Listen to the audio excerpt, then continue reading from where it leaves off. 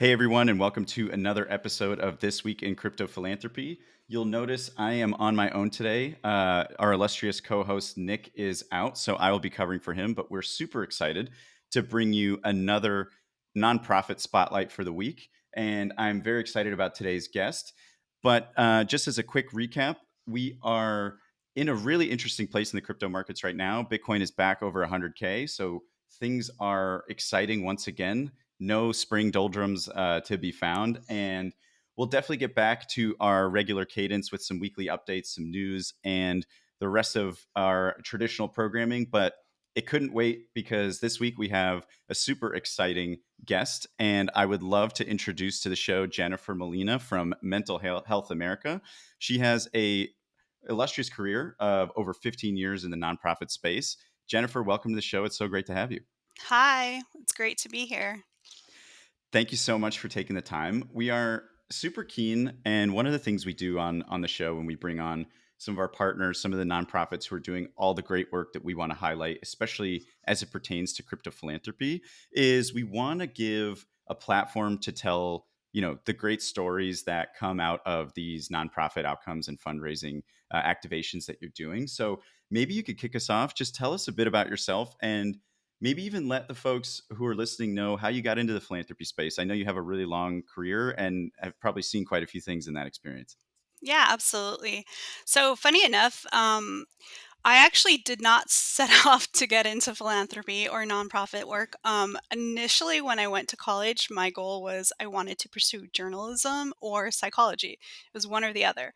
But funny, while I was there on campus, I kept finding myself being involved in charity events and constantly it was either like walk events or volunteering with a lot of charities in the local area. When I was in college, and it's been a while, I'm going to age myself here, but Hurricane Katrina happened. So there was just so much philanthropy that was going on in my campus. And really, now that I realize that, it was really what probably gravitated me towards continuing that opportunity to help others and help the community. Um, so my senior year, while I was getting ready to graduate and kind of figure out what was my next step in life, I actually went to a career fair, and there I actually met an individual who worked for the American Cancer Society at the time, and she worked in development and fundraising, something I really wasn't super familiar with. I mean, I don't think a lot of people initially think of those type of roles when you think nonprofit. And she, really told me more about what she did, and it just sounded really exciting and interesting. And with that role, they had a position open. I applied, I got hired, and that really started my career in fundraising and development. And that was over 15 years ago. I started off with them, and I've worked for many other nonprofits in the time span. And then specifically for Mental Health America, it was actually during COVID in the fall of 2020, where unfortunately the nonprofit that I was working at, they had to have a lot of individuals furloughed, and so I was one of those individuals, unfortunately. But I was looking for a new opportunity, and I really wanted to take time to think, like, okay, what's my next thing that I really want to dive into? Like, what are some passions of mine? And I had recently lost my grandmother the previous year. And, it was something that never had really been brought to our attentions, especially in my community. I'm Hispanic. It's not something a lot of people talk about.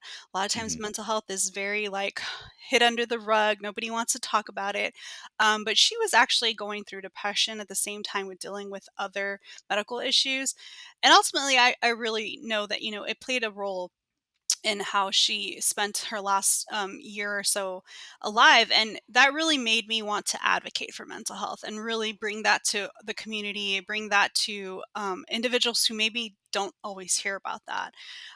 So it was kind of almost like a full circle, though, when I found mental health had a job opening in fundraising. And so I applied. I was fortunate enough to get hired. And so it was very much like that full circle moment. Well, I didn't become a psychologist or ultimately do the whole psychology thing. I ended up working in the mental health space, doing what I love and doing what I know. So it's been really amazing to join the mental health family and really be able to like have a meaningful connection at the same time. And while I've been here, I've had even more multiple personal connections that have happened while I'm here. And of course, because mental health, it's everyone has mental health. It's not just something that only one or two people, everyone has it. It's health.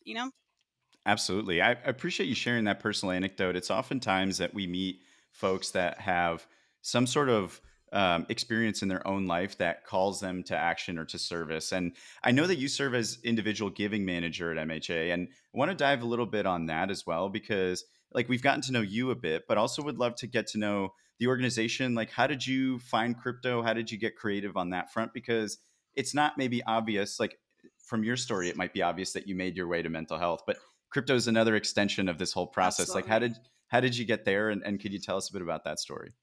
Yeah, so funny enough, when I shortly started at MHA, and again, we're in the midst of like COVID, so it's a very interesting time for a lot of organizations. At the same time, it's also a great opportunity. Whenever there is, things like that happening, there's always opportunities that can happen at the same time. So we actually had a group come to us and they were talking about cryptocurrency. Of Mhm. course, at the time, we weren't super familiar with that. We saw there was potential. It was a really unique opportunity and it was kind of an interesting way to reach a new audience of supporters. And we've always been, as an organization, MHA has always been really about embracing innovation. So, we took the opportunity to take some time to research, really understand what cryptocurrency was and how the potential could work within fundraising.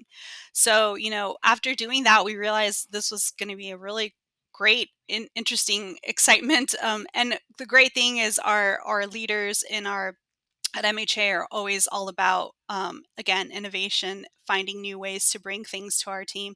So we were able to, luckily, partnering with the Giving Block, you guys were one of the first organizations we found when we were researching cryptocurrency, and they were able to give us the tools and really the guidance we needed to kind of step into that space.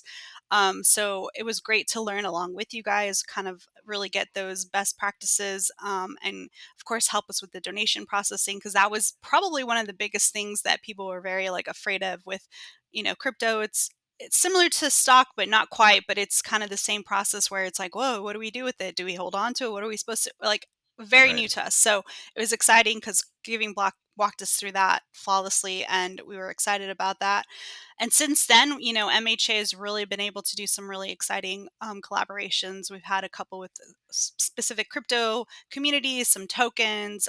We've had awareness campaigns. We've done some live events, direct fundraisers, and all of it's just been really amazing to really advocate to new audiences, kind of diversify our mission and how people can support us. Because really, this is mental health. Again, like I said, it's something we want everyone to have access to. And so, as many um, communities that we can get into, it's been a really great avenue to do that. And then, of course, also increase our fundraising. Right. I mean, sounds a lot like a win-win. As somebody who's been in the crypto industry too, like one of the things you mentioned kind of speaks to my experience having done this for about 10 years. It's like a lot of folks are always online and maybe lacked a bit of that interpersonal connection. And so mental health has always been, I think, part of the crypto space because it's so rapidly moving.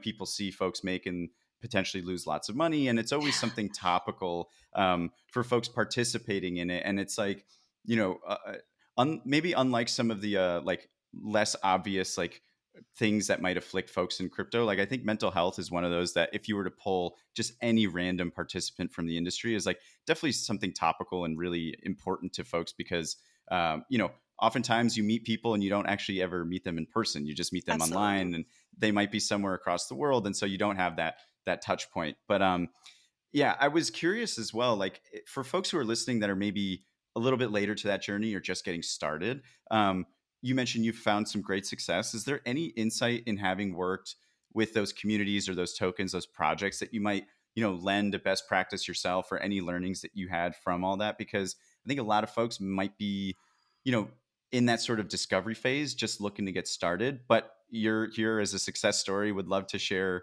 or hear anything that you've seen be like a real um, you know, tool in your toolkit that's made it work. Yeah, absolutely. Since we've started accepting crypto, which was in about 2021, we've had some really great, exciting outcomes. Even just last year, we were able to partner with a crypto token, a POO. They were able to work with us for a Giving Tuesday year-end campaign, and because of their partnership, they really brought us into again a new space. An audience that's tends to be a little bit younger, sometimes a little bit more innovative minded, which is sometimes not always the spaces that are easy for us to get into. And so, because of partnering with organizations like them, and crypto communities like them, we're really been able to not only, like, is it a great thing because yes, we're getting income to come to help fund our programs, but we're also being able to educate a community that maybe we weren't ever going to be able to be in that space. So that's, above all, the biggest win for us. And that's what we've learned throughout the time since we've accepted crypto. And, especially that year end time where for a lot of individuals, it can be tough, the holidays and everything. So it's great to have those partnerships. And then, of course, Giving Tuesday, there's so many people and so many organizations that are actively fundraising during that time. So it's just like another tool for us to really put in our arsenal to be able to get into and get some additional income to fund our programs. So that's been like some of the most exciting things that we've been doing here recently. I will say we started off like getting a ton of crypto donations, but I will say for individuals who are scared to enter this space, yes, you're going to have your ups and downs just like we do in fundraising. Sometimes you're going to have people coming to you and you don't know what to do, and then there's times where it's a little bit of a lull, and that happened to us initially. We were getting crypto donations coming in left and right, and then we kind of had a little bit of time where there was not a whole lot, but then out of the blue you get another group that comes to you, or they've been seeing some of the work that we've been putting out there, and then they come up to us. So I think that's just the biggest thing, is to continue to do it and continue to know that is a space for this, and there are a lot of communities that are actively looking to support nonprofits, not just mental health. So yeah. I think that's a really astute call out because when Nick and I typically run the show, one of the themes that we harp on is like a lot of the crypto donations are as a result of the market, right? And so Yeah. when the market goes up, you have a lot of folks that are really eager or maybe sitting on some gains that they want to make a donation with. But then sometimes, like you said, you get a little bit of a lull, it gets a little bit quieter, but you can't just turn off all of the work that goes on behind the scenes, right? You have to Right. stay activated, you have to stay present. I think that's one of those things that we try to make a keen like point on to say like even though the donations aren't falling from the sky like they are when the market's looking Right. really good, maybe it's still good to interact and engage those audiences, which kind of brings me to like one of the points that I was thinking about as you talk through this. Do you find yourself skewing towards that younger demographic, kind of involving sort of the new, like not to say new money, but folks that are maybe a little bit younger, a little bit more tech savvy, that are really crypto advocates? Have you found that to be like one of the ways that you've kind of involved yourself with the younger demographic? I know a lot of kids in crypto that are in their late teens, early 20s, maybe Yeah. not thinking about mental health, but probably it's good to get a reminder or get some education on that topic. Yeah, absolutely. Really, crypto philanthropy has given us like the advantage to really reach audiences that we traditionally would have probably never connected with. Um, and a lot of those audiences are people who are highly engaged online. We've had opportunities to be invited on platforms and have like Discord discussions. Not something I ever thought in my nonprofit career that would happen. We joke with our colleagues sometimes. It's like, we've been doing this so long, and it's just like, okay, is who's going to do the Discord discussion and who's going to do this? Like things like we would have never thought this was, where philanthropy would take us. But it's been really cool to see that at the same time, because it's really allowed us to get into spaces and really help bring that mental health discussion in a way that, again, it would have never been highlighted. And it's just really interesting to see how these communities are really tight knit, really, in a lot of ways too. Mhm. And they are able to then take our education and spread it out to their communities as well. And while yes, traditionally we have seen most of the crypto groups tend to sway a little younger, but we're seeing that being a little bit of a shift now, where it is everyone and anyone's kind of getting involved in crypto. So that's something that we've kind of had to like switch a little bit, like, hey, it's not just younger individuals now. They kind of are the ones that started it and really pioneered it, but now people are seeing um the space and they're really embracing it for a lot of reasons. And so we have started to see other individuals older start to get involved in that space too, which again, even more people now that we can kind of educate and bring into that space. So, and my goal is always meet where the donors are, right? If they are doing crypto, we meet them there where they're at. So that's something, definitely something we've always been making sure that we do. Yeah, I mean, I think it's really smart, right, to kind of be where folks are and to interact on platforms maybe that are uncomfortable at first, but that's where all the Yeah. kids are hanging out. Or Oh, it's so funny because like talking to a lot of more say traditional companies who've been skeptical of crypto in the past, they always like say, you know, there are no adults in the room. It's a really young industry, but now like literally, it sounds like they're coming into the yeah. space, and it's not just the young kind of you know techno optimistic you know people that are just involved there. But if I can like shift gears a tiny bit because I really want to highlight the work that you do at MHA and also discuss maybe some of the things that you're doing, you know, crypto communities or not. What are some of the programming or some of the things that you guys are really leaning into in terms of? I know COVID was probably a huge, um, you know, let's say time and place where folks were off center, mental health was probably a lot more important. Hmm. And I'm sure those effects didn't just go away the second the pandemic ended, right? No. It's one of those continuing sort of lingering things. So would be curious to get maybe just broadly also like tell us about what you're working on and how you're engaging with communities, especially even in like remote work world where we're not in person as much or getting that sort of physical interaction. Yeah, absolutely. So, as you may or may not know, it is actually Mental Health Month right now. So, that's one of our biggest campaigns going on. And what a lot of individuals don't know is Mental Health America was the pioneers of Mental Health Month. We kind of created it. So, we've been really active right now, kind of that awareness factor. In fact, our theme this year is turn awareness into action, because not only is it about the awareness, but how can we then turn that into some form of action? Whether it's you yourself taking an action for your own mental health by going to our website, taking a screen. That's one of our biggest programs. We love that program. Thanks to Crypto Philanthropy, we've been able to continue to sustain that program. And what that is essentially is anyone can go to our website to mhascreening.org. They can take a mental health screen, kind of really check in on themselves. I myself have taken advantage of this when I was postpartum. I didn't know what where my brain was at the time, so I would take the screen and kind of really check in on myself. I've had friends that have told me they've taken screens because we've got screen for ADHD, bipolar, anxiety, all kinds of mental health conditions that you can check in on yourself, see how you're doing. And that's so important to really kind of take that first step. And right now, we actually have over close to almost 6 million people who are taking a screen every year. So you can Oh tell wow. this need is great. There's a lot of people who are looking for that first step. And that's kind of the whole point, mental health month is to continue to bring that awareness, continue to have individuals be able to advocate for themselves, really bring that all of our different types of programming to the forefront so individuals understand, hey, there are ways to get some help. And also, really, that idea of prevention.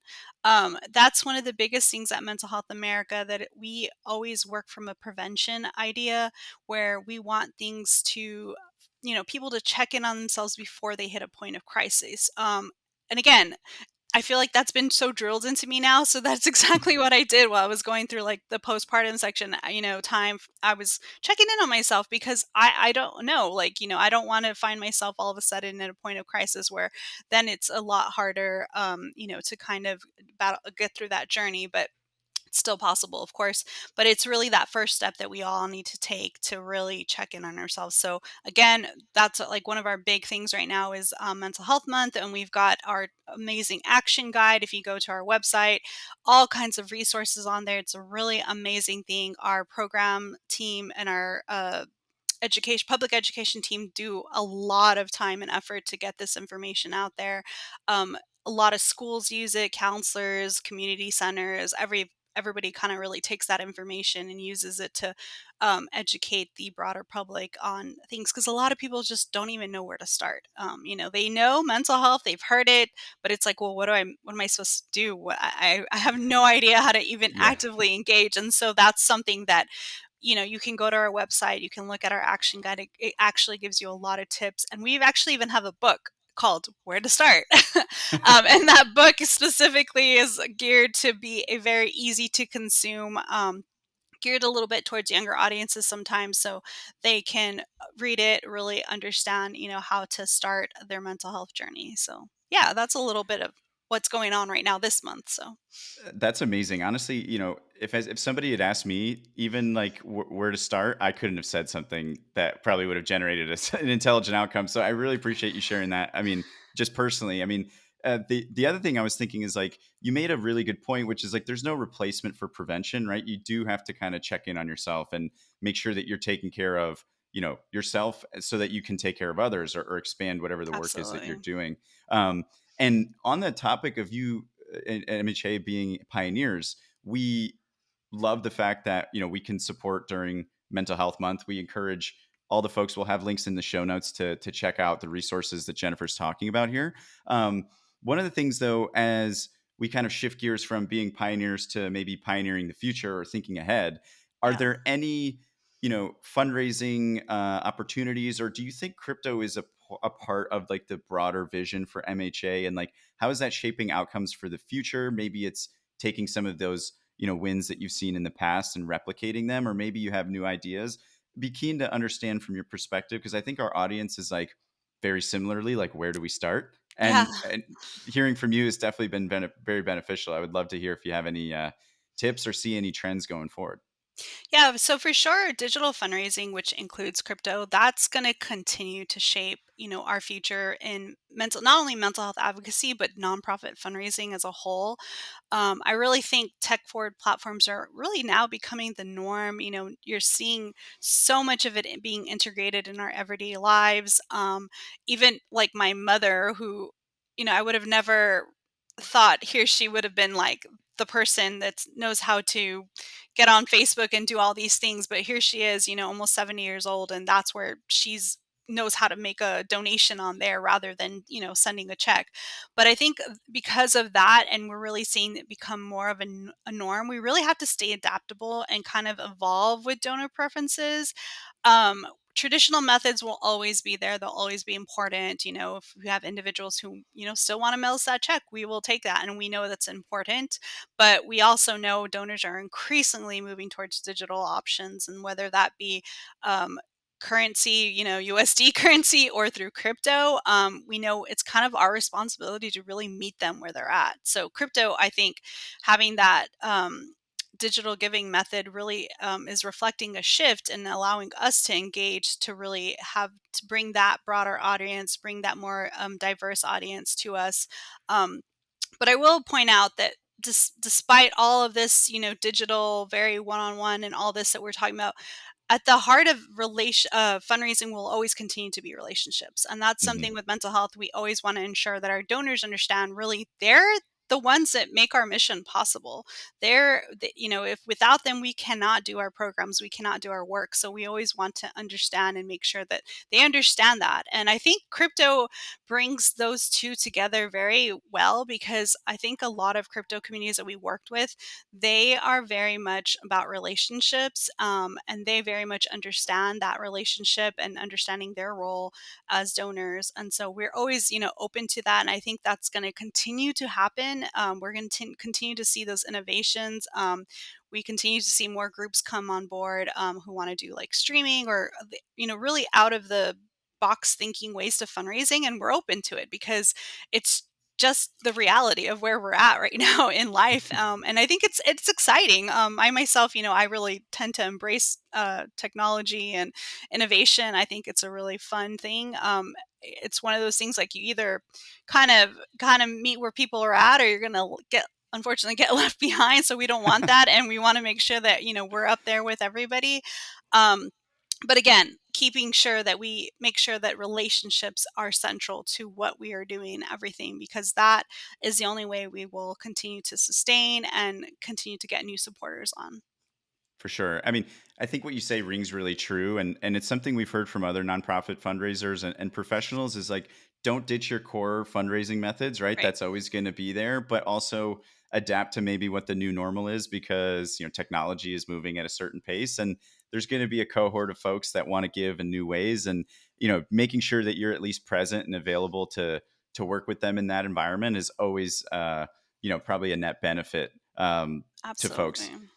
I wanted to touch on one thing really quickly, because a lot of folks have been um, kind of chatting with our teams, especially at the giving block side, to sort of bridge the gap in the new environment we find ourselves in from a fundraising perspective. Folks getting tactical in light of either cuts in aid or Mhm. challenges within, say, the last calendar year, whether administrative here in the U.S. or just globally.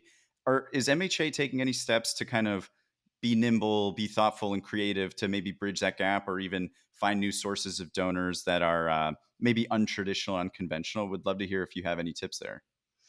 Yeah, for sure. Like other organizations and kind of the health and social impact space, we have felt those ripple effects of federal funding, kind of the policy shifts under the current administration.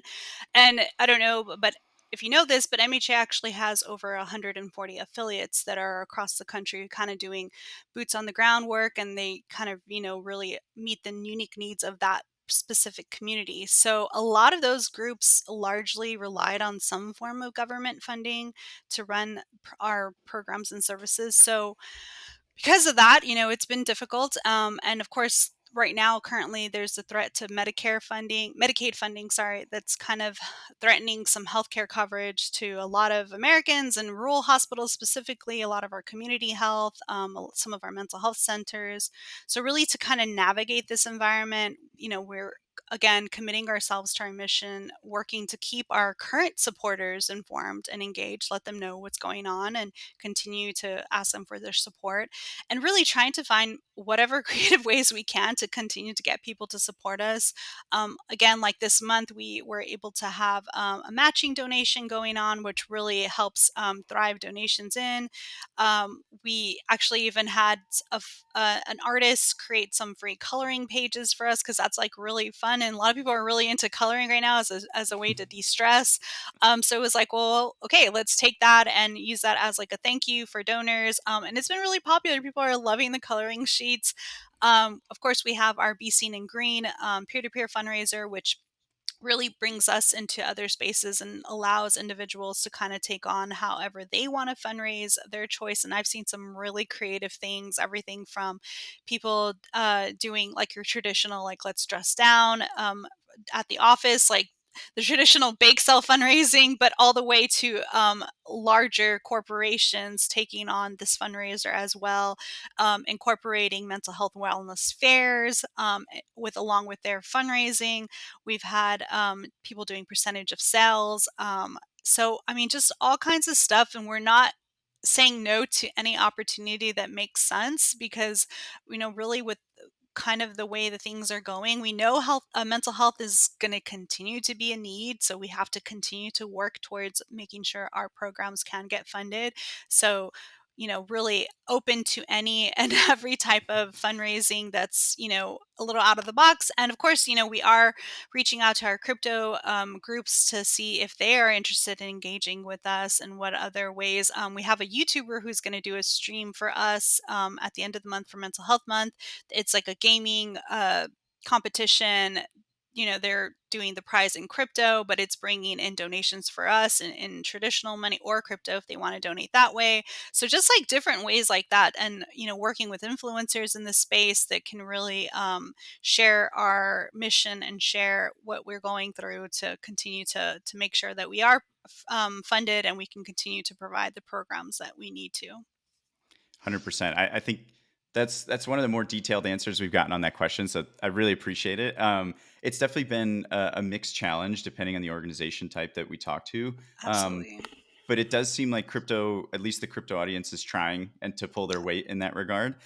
So I want to end on maybe a more exciting question from the perspective of some of our donor listeners who might be really eager to figure out how they can support. And I know this is Mental Health Month, so it's a particularly on point and topical. But what are rather some of the ways that folks can either contribute and or participate in these upcoming campaigns? I know you mentioned there's a couple streamers and influencers that are participating, which I think is a great way to find an overlapping audience. A lot of gamers are also into crypto, Yeah, so that's great. But exactly.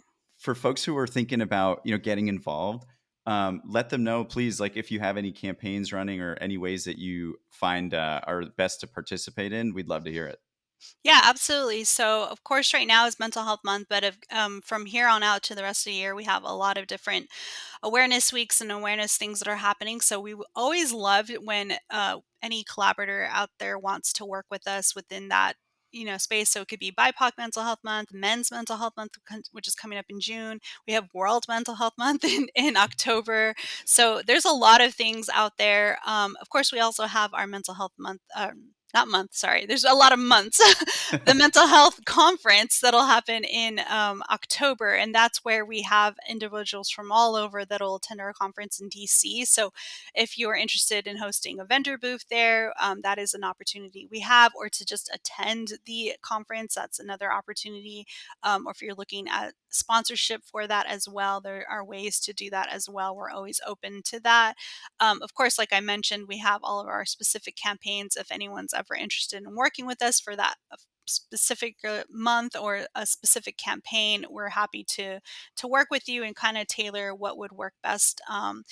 And really, we're always excited to explore whatever like new digital tools or research or anything that people are doing. We want to hear and we want to see how we could be a strategic partner in that. Of course, we always want to empower our youth, that young adult leadership and advocacy programs that people are doing out there. We want to hear from the audience and what they're doing. um, but yeah, a big part, like I said, we have all those awareness campaigns that continue from here till the end of the year. And then, of course, just every day we have, like I mentioned, our National Prevention and Screening Program that happens. It's always there. That program is always needing funding. So if you're wanting to ever work with us, do some kind of matching or screening for a day, we've been doing a lot of those where a company will match all of our screens for that day and kind of help contribute. So yeah, I mean, there's a lot of opportunity. We're always excited to hear from our crypto community to see what they want to do, or if somebody wants to be a matching sponsor for Giving Tuesday this year, or crypto. What is it, Crypto Tuesday as well? Yep. Um, all kinds of stuff for DAF Day that's coming up. And there's a lot of fun things that we can continue to work and continue to make sure that we meet them where they want. So yeah, we're open to that. Fantastic. I want to give you the floor. We'll have links in the show notes to everything for the folks who want to check back in and find those resources. But for the listeners here as well, what's the best place to find MHA and maybe get in touch if they feel so inspired? Whether it's one of the days, the months, Giving Tuesdays, we have a lot of opportunities here. But where would you say is best to reach you? Yeah, absolutely. So anyone can reach out to us either if they're looking for resources, go to our website, mhanational.org. Everything is on there. You can get our links to go to to take a screen. You can get links to find your local MHA affiliate. We have a ton. We just actually had a we redid our website. So it's brand new and beautiful. A ton of resources. There's a whole learning hub on there. We've got videos, we've got blogs, a ton of stuff for you to go. If you don't know where to start with your mental health journey, I encourage you log on to our website, check it out, find resources that are that are accurate for you. Or if you're somebody who's a caregiver, same thing. You can go on there, look at a lot of things on there that we have everything. And again, we also have free webinars that are happening every month. So again, you can go on there, register for those, take advantage of that. And on the more fundraising side of things, if you are interested, of course, again, you can go to our website, make a donation on there. We're always happy to accept those. But if you are specifically looking for more of a collaboration, working, if you have some kind of exciting idea, you can come to me. You can always email our gift office, and that would be giftoffice@mhanational.org, and we will have somebody respond back to you. If you're looking for more just like general information, you can also email us at info@mhanational.org. We'll be happy to respond. We always have somebody that's monitoring both those email boxes, and of course, you can always go to our socials to find us if you're looking for what we're doing up, because our socials are amazing. Our social media director, she's great at what she does. She's does a lot of really great memes and all kinds of fun stuff on there. So check us out. And most of our socials can be found at Mental Health or Mental Health America. Yeah. But we'll post those in the show notes just because I don't know if I'm saying all of them correctly. We'll make sure we get the right links out to folks. And for everybody who's listening in the comments, please join me in thanking Jennifer. It's been such a lovely conversation, and thanks so much for sharing your story. It's been great to have you on. We really appreciate it. Absolutely. And thank you guys for having us on and being able to kind of share a little more about what Mental Health America is up to. Absolutely. We'll have to do this again sometime soon. For everyone listening, it's never too late to get started, and it is Mental Health Month. So please check out the website, check out the links in the show notes, get engaged, and check in on folks who may be in your community. It's always a good way to reach out and make sure that everyone's doing all right. Want to say thanks so much again to Jennifer. And this has been another episode of This Week in Crypto Philanthropy. We will see you next week.